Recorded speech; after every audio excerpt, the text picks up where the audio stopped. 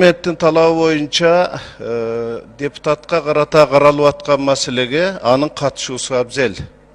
Ошондуктан мен суранат элем, Садыр Жапаровдун бул жерге катышуусун камсыз кылып берсек.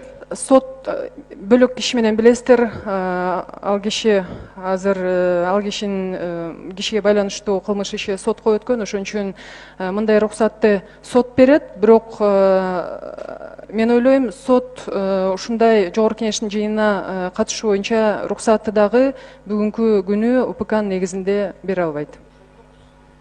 Садыр Нуркожоевич бүгүн ошол кумтөрдүн элдин байлыгын көтөрүп чыккан үчүн мыйзамсыз түрмөдө отурат. Бул жерде бүгүн Садыр Нуркожоевичти эч ким депутаттыгынан дагы ажыраткан жок, эч ким кылмышкер деп мойнуна кое элек. Ушуга макулсузбу? Ал эмес коомчулук арасында Садыр Нуркожоевич мыйзамсыз отурат деген түшүнүктөр бар. А ушул жерге келип, ал өзүнүн укугун, өзүнүн мыйзамдуу укугун пайдаланып алсын десе, ошого эмнеге ушунчалык тырышып атасыңар?